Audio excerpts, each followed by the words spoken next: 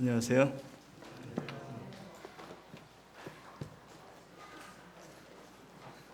윌리엄이 몇 개 국어를 해요.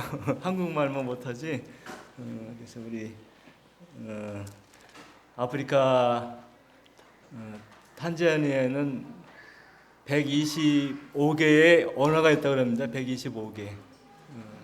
근데 자기 모국어도 하고 스와힐리도 하고 영어도 하고 이렇게 합니다. 근데 오늘 스와힐로 말로 이렇게 했네요. 오늘 말씀은 고린도서 15장에 있는 말씀 이렇게 함께 다루기로 하겠습니다. 15장에 그 마지막 나팔에 관한 것이 이제 우리가 잘 정리가 안 됐잖아요. 그래서 이게 무슨 의미인지 성경 우리가 본문 말씀을 이렇게 하면서 말씀에 대한 정리를 이렇게 같이 교제를 나누기를 원합니다. 15장 50절부터 이렇게 피겠습니다. 형제들아, 내가 이것을 말하노니 혈과 육은 하나님 나라를 유업으로 받을 수 없고 또한 썩을 것은 썩지 아니할 것으로 유업을 받지 못하느니라. 보라, 내가 너에게 비밀을 말하노니 우리가 다 잠들 것이 아니요 마지막 나팔의 순식간에 홀연히 다 변화하리라. 50절 같이.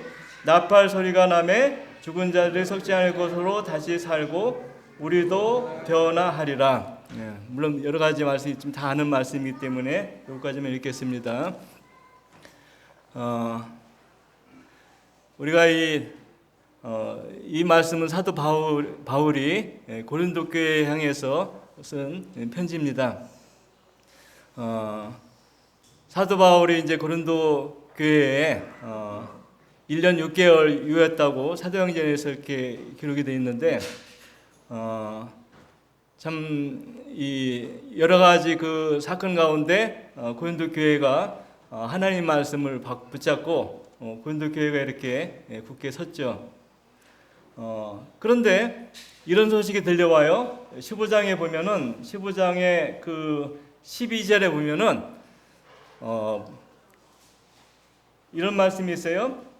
그리스도께서 죽은 자 가운데 다시 살아나셨다 전파되었거늘 너희 중에서 어떤 이들은 어찌하여 죽은 자 가운데에서 부활이 없다 하느냐.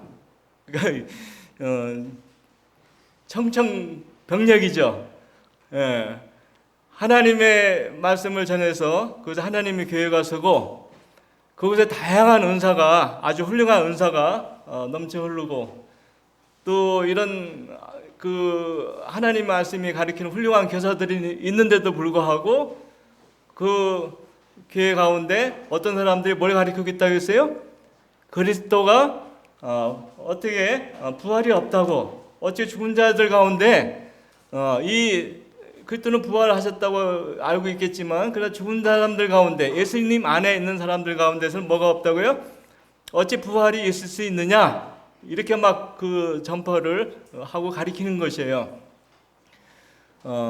근데 이 사도 바울이 이제 이 고린도 전서를 쓸 당시에는 우리 앞에 보면 예수님의 부활의 목격자들이 여전히 살아 있었어요. 앞에 보면 나오잖아요. 성경대로 죽었다가 사흘 만에 살아나셨고, 그다음 여기 보면 게바에게 보이고, 예를 들면은 게바 여기 보면 5절에 게바 12제자, 그다음에 500의 형제에게 일시에 보이셨고, 그 중에 더러는 살아 있다는 것이죠. 그러니까 뭐 수백 년이 흐른 것도 아니고 그 아주 생생하게 그 증인들이 살아 있고, 그 다음에 베드로도 살아 있었겠죠. 그런데 더 놀라운 것은 누가 지금 이 예수님의 부활의 증인이 되겠습니까? 다른 사람도 아니고 누구요? 바울 자신인 거예요. 왜 바울 자신은 어떻게 예수님을 만났습니까? 다메섹으로 가다가 하늘로부터 뭘 음성을 들었어요? 사울아 사울아 네가 나를 핍박하느냐. 누구 음성이었습니까? 주여 주시니까 나는 내가 핍박하는 예수다. 그래서 사도 바울은 직접 뭘 들었어요? 하늘로부터 예수님의 음성을 들었어요. 자, 그러면 우리 사도 바울 그 사도의 그 성품도 있잖아요. 가만히 있겠어요? 아니, 자기가 이 말씀을 직접 듣고 예수님이 살아계심을 자기가 체험을 했는데, 그래서 지금 여기 보면 12절부터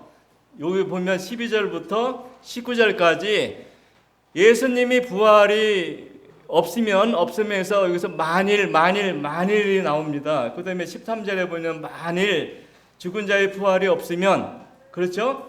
그 다음에 16절에도 보면 만일 죽은 자가 다시 사는 것이 없으면, 그 다음에 19절에 보면 만일 그리스도 안에서 우리가 바라는 것이 다만 이 세상뿐이면 우리가 가장 불쌍한 자라고 이렇게 했잖아요. 이건 가정이죠. 가정인 것이, 이것을 우리가 다른 말로 하면 변증법이에요. 변증법이 뭐냐면은, 논리적으로 그것이 만약 그렇다 그러면, 그렇게 됐다면 가장 내가 거짓말장이고, 그렇죠? 그 다음에 너희들이 가장 불쌍한 사람이다 이거예요. 거짓말을 전파하고 있으니까. 그래서 그렇기 때문에 이거는 사실일 수가 없다 이렇게 한 것이죠. 근데 왜 고린도 교회는 왜 그러냐면은 이 배경이, 고린도 교회 배경은 유대인들이 아니고 이방인이에요. 이방인. 왜 그러냐면 유대인들은 아주 오래전부터 그들이 율법이나 그 해당에서나 선지자들이 계속 뭘 가르쳤습니까? 부활에 관한 가르침을 가르쳤어요. 아주 오래됐습니다. 이게 부활에 관한. 예를 들어 가지고 요셉인가요? 요셉이 애굽에 있을 때 뭐라고 했어요? 요셉이 애굽에 있을 때 내 뼈를 가지고 같이 가라고 했죠. 그래서 광야 40년 동안 그들이 막 움직일 때도 뭘 갖고 다녔어요? 요셉의 뼈를 갖고 다녔어요. 그렇죠? 그러니까 그 요셉의 뼈가 뭐가 의미가 있겠어요? 그냥 없어지고 사라진다 그러면, 부활이 없다 그러면 그냥 뼈덩이잖아요. 그렇죠? 그 40년 동안 광야에서 얼마나 혐오스러운 것 같겠어요? 살아있을 때는 그냥 존경하고, 옛날 우리가 하나님 말씀을, 우리 백성들을 살린 훌륭하신 분인데, 뼈다귀 자신이 말을 하겠습니까? 그렇죠? 우리 집에 여러분이 만약 시체를 놓고 뼈를 놓고 있으면 좋겠어요? 그러나 요셉은 뭘 믿었어요? 그 몸의 부활을 믿었던 것이에요. 근데 요셉은 또 어떻게 알았을까요? 그 오래전에 누가 있었습니까? 에녹이 있었잖아요. 에녹. 에녹이는 우리 조상이 있었는데 홍수 전에 어떻게 살아있을 때 365살에 됐을 때 하늘 올라가셨잖아요. 그렇죠? 그냥 몸으로 갈 수 있었겠어요? 완전 변화되고 갔겠죠. 그렇지 않으면 그 상태로 갈 수 있겠어요? 그러니까 이런 사실들을 갖고 있었고, 뿐만 아니라 욥기, 이사야서 26장을 한번 보죠. 이 이스라엘 성도들은 아주 너무 생생하게 하나님의 말씀, 부활에 관한 가르침을 갖고 있었어요. 자, 이사야서 26장을 한번 보면요.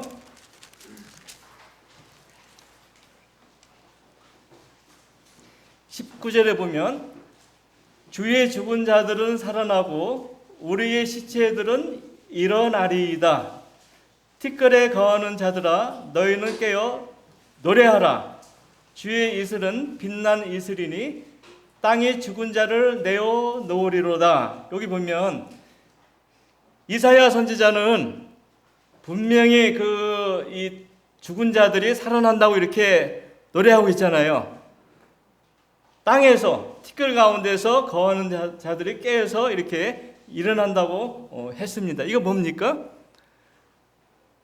부활이잖아요. 예수님이 예수님 무덤에 들어가셔서 3일 만에 장사한 것도 신기한 것이지만, 그부터 더 오래된 우리 조상들의 그 묻혀 있는 시체들이 다시 살아가지고 이 몸을 입고 태어난다고 했을 때 이 이사야 선지자는 지금 이걸 노래하고 있거든요. 얼마나 놀라운 일입니까? 그 다음에 다니엘서에 보면요. 다니엘서, 에스겔 다니엘 보면 나오죠. 12장에 보면 12절 1절에 보면 그때 내 민족이 호위하는 대군 미게알이 일어날 것이요 또 환란이 있으리니 이는 개국 이래로 그때까지 없던 환란일 것이며 그때 내 백성 중에 무릇 책에 기록된 모든 자가 구원을 얻으리라. 2절에 보면 땅의 티끌 가운데서 자는 자들이 많이 깨어 영생을 얻는 자도 있고 수욕을 받아 영원히 부끄러움을 입은 자도 있을 것이며 여기 보면 땅의 티끌 가운데 있는 사람들이 뭐예요? 깨어 일어난다는 것이죠. 부활이거든요. 욥기서도 나오거든요. 그다음 마찬가지로 이사야도 말하고 시편에도 보면 시편 기자가 이렇게 얘기 여러 번 했잖아요. 그래서 사도행전의 2장에 보면 이 베드로가 또 이렇게 그 말씀을 응해가지고 예수님이 부활에 대해서 증거를 했습니다. 그러니까 이스라엘 백성들은 아주 꼬맹이 그 엄마 뱃속 나오자마자 엄마들이 그냥 계속 이 말씀을 중얼중얼 하니까 아이들을 낳은 건데 뭐가 있었어요? 죽은 자가 다시 일어난다, 살아난다. 그래서 어디죠? 누구였죠? 그 무덤 속에 있던 나사로죠. 나사로의 무덤에 있을 때 마리아가 마르다인가 이렇게 했잖아요. 마지막 부활날은 다시 산다 이렇게 했잖아요. 그러면 이스라엘 사람들에게는 이 부활에 가는 가리킴은 설명할 필요가 없던 것이에요. 왜? 아주 조상 때부터 어릴 때부터 그들의 그 말씀 가운데 그들이 그 깊이 있었지만 그러나 지금 오늘 사도 바울은 누구한테 지금 얘기하고 있어요? 고린도 교회 성도들인데 고린도 교회 성도들은 대부분 누굽니까? 이 이방인 가운데 이렇게 구원받은 사람들이 교회에 더해진 것이거든요. 그러니까 그들에 관해서 그들 가운데 비록 신자라 할지라도 뭐가 없어요? 이런 부활에 관한 말씀이 그들에게 깊이 정립이 안 됐고 뿐만 아니라 이것은 어디에서 있었던 일입니까? 이스라엘에서 있었던 일이잖아요. 그죠? 아까 말하는 증인들은 이스라엘 사람들 아니면 왔던 사람들이지 않겠습니까? 그러니까 이스라엘 사람의 그 일들은 아주 먼 그 일을 아주 뭐라고 하죠? 바울이 지금 편지를 쓰면서도 그들이 잘 믿었겠어요? 아마 바울이 와가지고 예수님이 오셔가지고 이렇게 살아났다 이렇게 증거하면 다 끝났겠죠. 그러나 그렇게 하지는 않았지 않습니까? 그래서 여기 보면 이 고린도서 15장에 그 12절부터 여기서 사도 바울이 지금 변론을 하고 있는 것이에요. 어떻죠? 13절에 보면 만일 죽은 자의 부활이 없으면 그리스도도 다시 살지 못하셨느니라. 그러니까 이 죽은 자들 가운데 누가 있었어요? 예수님이 있었잖아요. 예수님이 며칠 있었죠? 3일 3야. 어떤 분들은 뭐 3일 3야를 잘 못 믿는데 예수님이 직접 설명한 것이 요나를 경우로 해가지고 내가 3일 주야. 그러니까 굉장히 긴 시간이죠.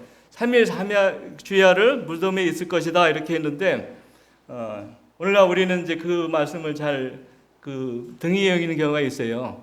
그래서 예수님이 이제 그 3일 3야 동안 했던 것을 저희는 성경 그대로 믿으면 되는 것이에요. 지금 뭐 그 많은 기독교에서 절 같은 거 이런 거는 우리가 참고로 하시고 중요한 것은 말씀이 중요한 거거든요. 그래서 우리가 3일 3야를 있었다 이렇게 우리가 하는 것이죠. 그래서 예수님이 3일 그 토요일 날 그러니까 일요일 날 아침에 딱 나타났지 않습니까? 그 전에 아마 살아날 수도 있겠죠.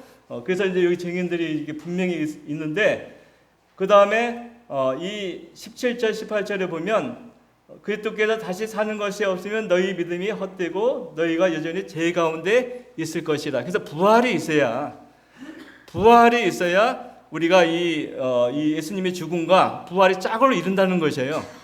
만약 예수님이 죽음으로 끝났으면 복음이 반쪽 복음이에요. 그래서 이 예수님이 살으심으로 말미암아 우리가 뭘 가진 것이에요? 영원한 영생을 갖게 되는 것이죠. 이 몸 가지고는 영생을 가질 수가 없잖아요. 그죠? 우리가 몸이 변화된 완전히 다른 몸을 가져야만이 이 부활이 이루어지는 것이죠. 그래서 예수님이 변화산상에 올라가지고요. 마태복음에 보면 변화해서 몸이 짠 변화됐어요. 그 야고보, 요한 이 사람들이 예수님을 보고서 뭐라고 했어요? 너무 놀라운 모습을 봤잖아요. 평소에 보는 예수님 모습이 아니에요. 그 평소에 보던 예수님은 그냥 뭐라고 하죠? 그냥 그 평범하고 키도 작고 뭐 제가 작다는 걸 안 봤지만 했더니요. 보기에 흠모할 만한 것이 없다고 했지 않습니까? 그런데 변화된 예수님의 모습을 봤을 때 그 베드로나 야고보나 요한은 그 모습을 보고 놀랬잖아요. 그래서 예수님의 원래 변화된 모습을 봤을 때 그들이 이제 이 예수님은 우리도 변화되면 우리도 이 소망을 갖게 되는 그런 하나의 메시지잖아요. 그래서 이 베드로 사도 요한은 예수님이 죽은 자 가운데 이렇게 부활했는데 어찌 이 부활이 없다고 하느냐. 이게 오늘날 마찬가지예요. 여호와 증인이지 않습니까? 이단들이요. 예수님의 부활을 안 믿어요. 예수님이 육체로 오신 것이 하나님이 우리를 구원하기 위해서 육체로 몸을 입고 오셨잖아요. 그 다음에 육체로 입고 오셔서 예수님의 부활했을 때 또 어떤 몸을 입으셨어요? 사람의 몸을 입으셨거든요. 여러분 궁금하시죠? 왜 죽으셔서 십자가에서 끝났을 때 사람의 몸을 우리의 몸을 대신해서 죽으면 끝나는 것인데 왜 부활한 몸은 또 사람의 몸일까요? 더 멋있는 아주 다른 모습으로 나타날 수도 있잖아요. 그런데 원래 하나님께서 우리 인간을 뭘 닮게 하셨습니까? 하나님의 형상을 닮도록 하셨잖아요. 그러니까 우리 인간은 존귀한 것이에요. 하나님이 보실 때 우리 이 모든 인간은 하나님의 형상으로 지어짐을 받았기 때문에 다시 하나님의 형상을 입게 다시 부활할 때도 그 몸은 여전히 사람의 몸을 입게 하신 것이에요. 근데 약간 다르죠. 우리 몸과 다른 것이 여러 가지 나오죠. 그래서 여기 보면 우리 주님이 살아나셨다 그러면서 20절로 가면 또 이렇게 얘기합니다. 20절에 보면 그러나 이제 그때께서 죽은 자 가운데 다시 잠자는 자들의 첫 열매가 되었다. 첫 열매. 그래서 우리가 이제 궁금한 것이 있죠. 이 첫 열매라고 하는 것은 뭐예요? 열매 중에 처음 이렇게 난 것이잖아요. 그렇죠? 처음 난 것이잖아요. 그래서 이 첫 열매가 first fruit라고 복수가 나오고 그 다음에 단수가 나와요. 어떤 성경에는 그 열매들 그러니까 이 보리 이삭을 이렇게 했잖아요. 보리 이삭을 쫙 이렇게 거두면 한 단이 되지 않습니까? 그걸 또 열매 그 한 단을 또 이렇게 표현하기도 해요. 그런데 그때 우리 주님이 그렇게 표현한 것 중에 이렇게 표현이 되어 있는데 뒤에 보면은 22절부터 보면 이 부활에 대한 여러 이 표현들이 나옵니다. 첫 번째는 뭐예요? 첫 열매인 그리스도죠. 그 다음에 그리스도 강림하실 때 그에게 붙은 자요. 그 다음에 멸망인데 제가 이제 이 말씀은 조금 약간 좀 정확하게 표현을 안 했어요. 그래서 제가 이제 이 말씀을 덮어놓고요. 히브리서 12장 말씀에 보면 정확히 표현이 되어 있어요. 한번 12장에 한번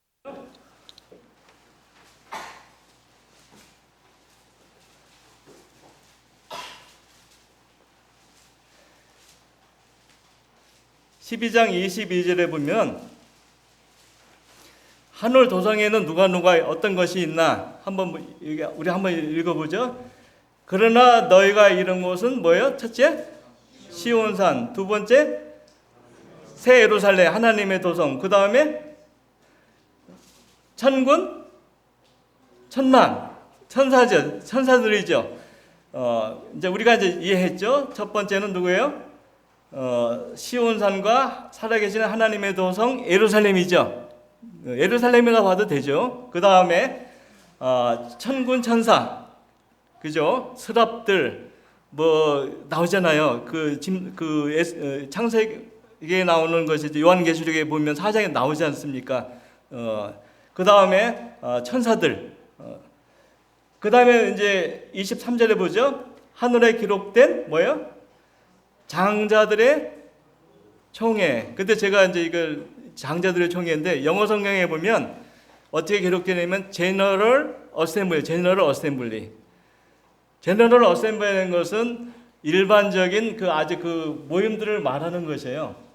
그래서 제가 이거 어떤 걸 말할까 저도 이렇게 궁금해가지고 요거 책 저 책 이렇게 찾아보는데 여러 가지 견해가 있더라고요.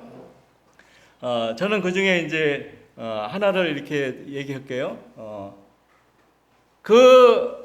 우리가 이 구약 성도들 있잖아요. 다윗이니 에녹이니 그 다음에 요셉이니 다니엘이니 이런 분들은 어디 인물이죠? 신약의 인물입니까? 구약의 인물입니까?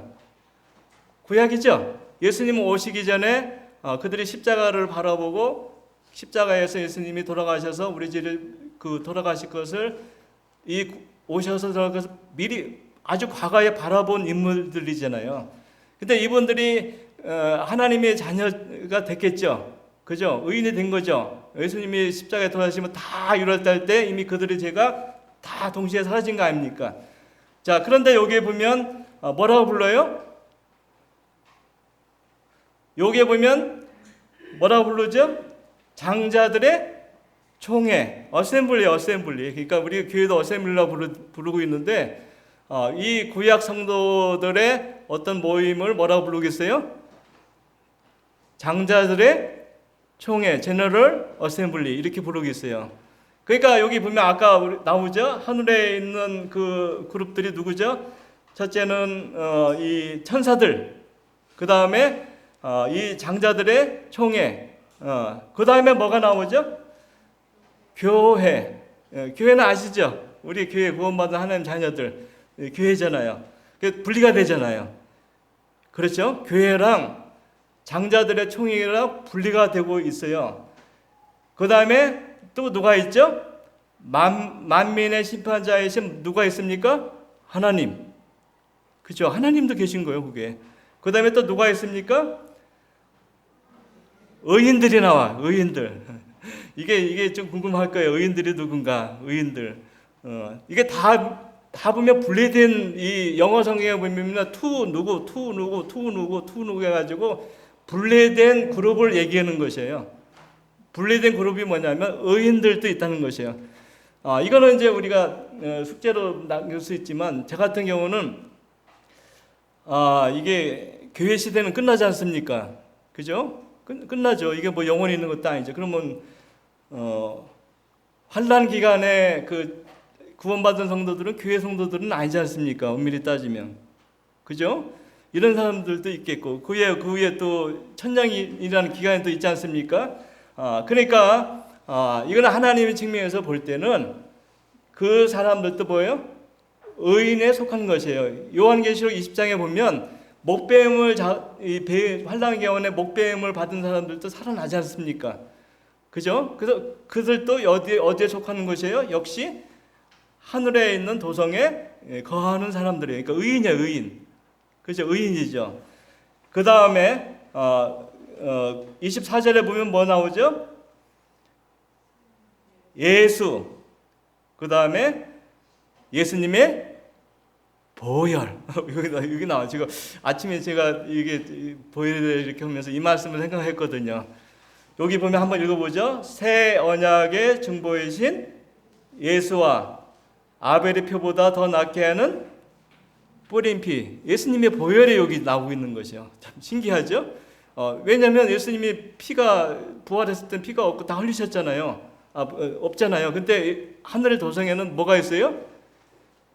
예수님의 보혈의 피가 여전히 우리 눈에 볼 수 있도록 존재하고 있다는 것이에요. 이걸 볼 때마다 우리는 저 피가 나를 양털같이 희게 했구나. 이걸 기억하게 하는 것이죠. 그래서 하늘 도성에 있는 것들이 나오죠. 그런데 여기 보면 성도들 무리는 누구예요? 성도들은 장자들의 총회. 그 다음에 누가 나오죠? 교회. 그 다음에 온전케 된 의인들의 영들. 그죠? 그러니까 세 그룹이 이렇게 언급이 되어 있습니다. 그죠? 그 다시 이제 고린도전서 15장으로 가면 여기 보면 이제 이 첫째는 첫날면 그리스도요. 다음에는 강림하실 때 그에게 붙은 자요. 뭐 여러 가지 이렇게 했지만 이해 가시죠? 지금 고린도전서 15장은 이스라엘 성도들에게도 해당되겠지만 일단은 그 구원받는 오늘날 우리 하나님의 교회를 두고 언급하고 있는 말씀이에요. 이게 이렇게 이해하시면 좋아요. 그래서 여기 이제 우리 성도들은 그리스도 강림하실 때 그에게 붙은 자라고 이렇게 언급을 했지만 제가 볼 때는 교회 같아요. 그래서 이제 그 후에는 나중이니 그러면서 나오고 있는데, 자 그래서 20절부터 28절까지 말씀은 부활의 증인들 순서 누가 있는가 참여하는가 부활의 참여자들이 이렇게 언급하고 있습니다. 그 다음에 35절부터 그 다음에 49절은 부활은 어떤 몸을 입는 것인가 이렇게 부활의 형체에 대해서 얘기하고 있어요. 그래서 우리가 부활할 때는 이런 몸이 아니라는 것이죠. 그렇죠. 이런 몸으로 오면 어떻게 안 되죠. 가장 그 좋은 몸으로 아주 신령한 몸으로 나옵니다. 하늘에 속한 형체로 영광스러운 것으로. 그래서 부활했을 때 이런 몸이 아니고 완전히 하늘에 속한 자로 영적인 존재로 그래서 예수님 같이 예수님이 그냥 이렇게 하셨지 않습니까? 부활하고 나서 보여줬잖아요. 그래서 혈과 육은 하늘나라를 가질 수 없지만 그러나 부활한 몸은 하늘에 속한 형체이기 때문에 우리가 예수님 같이 똑같은 형체를 입고 우리가 다시 태어난다는 것이 이렇게 가리킴이에요. 근데 이제 50절부터 보면 이 51절에 보면 뭐라고 나오죠? 마지막 나팔 순간에 뭐라고요?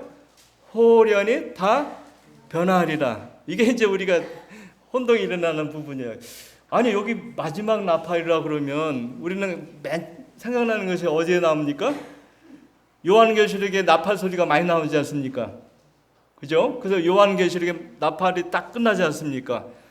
그래서 우리는 마지막 나팔을 이 말씀을 적응하는 분들이 참 많아요. 우리 주변에 보면 거의 다 그런 사람들이에요.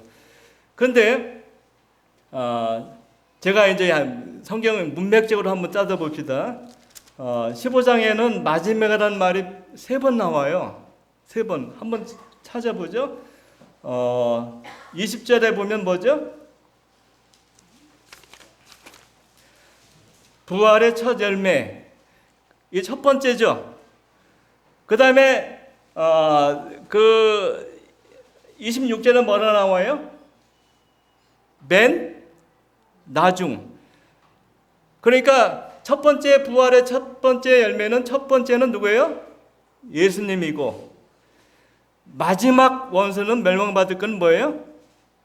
사망이에요. 사망이라는 것이 없어져요. 끝나버려요. 우리 그리스도인들에게 아주 그냥 멸망으로 집어 던져버려요. 여기 한번 첫 번째 마지막 나오죠. 그죠? 그 다음에 15장 중간에 보면 여기 보면 45절 한번 읽어보죠. 45절에 보면 제가 읽을게요. 기록된 바 첫사람 아담은 산영이 되었다 한 것 같이 뭐요? 마지막 아담은 살려주는 영이 되었느니라. 여기 보면 첫 번째는 퍼스트죠. 첫 번째 사람은 누구예요? 아담이고 라스트 아담은 누구예요? 예수님이라는 거죠. 그러니까 첫 번째 마지막 이해가죠. 그러니까 여기에서 이 사도 바울이 편지를 쓸 때 이것은 요한계시록에 나오는 것을 의식하지 않았어요. 그 당시 요한계시록이 없었어요. 있었으면 그거 이용했겠죠. 없었고 사도 바울이 지금 첫 번째 첫 열매인 그리스도 마지막 그 원수는 사망. 그 다음에 첫 번째 여기 아담은 첫 번째 아담은 우리가 뭐라고 하죠? 죽음을 이끌었지만 마지막 아담은 뭐예요? 예수님은 우리에게 생명을 부여하셨잖아요. 살려주셨잖아요. 그래서 이거 마찬가지로 그 다음에 51절에 나오는 마지막 나팔은 뭘 의미할까요? 그러면 우리 성도님들이 이제 궁금하죠. 첫 번째 나팔은 뭘까? 어디 계세요? 오늘 아까 히브리서 12장 말씀이 힌트가 나와요. 어디 계세요? 한번 히브리서 12장 말씀 보죠.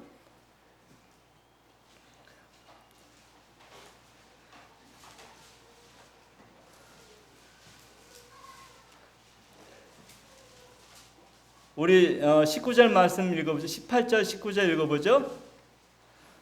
너희의 이룬 곳은 만질만한 불붙는 산과 침침한 흑운과 캄캄함과 폭풍과, 그 다음에 19절 같이 읽어봐요. 크게. 나팔 소리가 아니냐, 그 소리를 듣는 자들이 더 말씀하지 아니하시를 구하였으니. 이 첫 번째 나팔은 어디에서 불려졌을까요? 우리가 이 성경을 읽어보면요, 출애굽기 19장에 나와요. 이게 시내산에서 나와요. 시내산에서. 그죠? 시내산에서 제가 찾지 않더라도 다 아는 내용이에요. 그 나팔 소리가 나가지고 이 이스라엘 백성들이 올라가지도 못했지만, 그러나 하나님이 강림하실 때 나팔 소리가 확 났어요. 근데 18절에 보니까 첫 번째 나팔 소리가 날 때는 뭐예요? 죽음 같아. 아주 무서워서 제발 나팔 불지 말아주세요. 이렇게 막 이스라엘 백성들이 막 외쳤어요. 한번 19장 나중에 보세요. 집에 가서. 제 말이 거짓말인가? 그런데 이 첫 번째 나팔이 불 때는 뭐가 나타났어요? 아까 나오죠? 18절에 불덩이가 막 떨어지고, 그 다음에 깜깜한 블랙리스, 아주 그냥 흑암이 쫙 그냥 갈아버리고, 깜깜한 구름도 오고, 그 다음에 폭풍도 오고, 막 그냥 그 위협하는 막 소리가 쾅쾅쾅 들리니까 이스라엘 백성들이 기절한 거죠. 제발. 그래서 첫 번째 나팔에서 오늘 말하는 거는 이런 상황이었는데, 그런데 두 번째 나팔은 뭐가 변합니까? 어떻게 변하죠?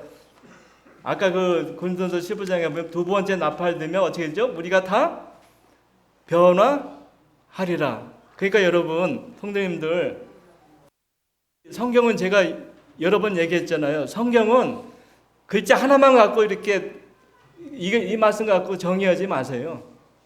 정리하면 안 돼. 그거 갖고 하면 그 이단이 되는 거예요. 문맥적으로 여기서 말하고자 하는 이 뜻은 뭔가? 첫 번째 나팔은 공포죠. 말 그대로 죽음이죠. 그러나 두 번째 나팔은 뭐예요? 생명이죠. 살아나는 것이죠. 그죠? 그래서 우리가 새로운 것을 입는 것이죠. 부활의 몸을 갖고 우리가 등장을 하는 것이죠. 그러니까 우리가 고린도서 15장의 핵심은 뭐냐면, 첫째, 처음 나중, 처음 사랑 아담, 마지막 아담, 아담이죠 진짜. 그 다음에 예수님, 마지막 아담 예수님. 그 다음에 첫 번째 이 나팔은 뭐예요? 죽음이죠. 그 다음에 마지막 나팔은 뭐예요? 생명이죠. 그죠? 그래서 우리가 나팔 소리가 나면 변화하는 것이에요. 근데 나팔 소리는 원래 민수기에 보면 이스라엘 백성들이 이렇게 소집할 때 썼어요. 소집할 때. 그 다음에 전쟁에 나갈 때.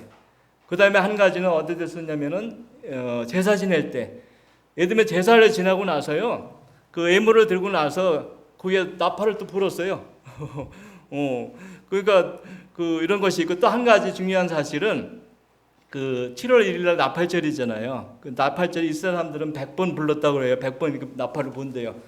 그러니까 마지막 100번 때가 그걸 아니냐 이렇게 하는 분도 있는데, 하여튼 저는 그에 대해서 여러 가지로 얘기했지만 그런 견해도 있다는 것이에요. 물론 절기 따라 오시기 때문에 나팔절에 오시는 것이 맞을 수도 있어요. 그러니까 우리가 이제 그 마지막 나팔은 이런 것이다 하면서 요한계시에 나오는 마지막 나팔을 가지고 이렇게 할 필요는 없어요. 그죠? 이해하셨죠? 첫 번째 나팔은 뭐예요? 죽음의 공포스러운, 그러나 마지막 나팔은 뭐예요? 생명에 이르는, 그죠? 이거 얼마나 좋아. 이 나팔을 기다리고 있잖아요. 그죠? 우리가 기다리고 있는 거예요. 우리 살아있는 사람들 기다리고 있는 것이에요. 그래서 이게 소망의 나팔이다 이렇게 불러도 좋습니다. 감사합니다.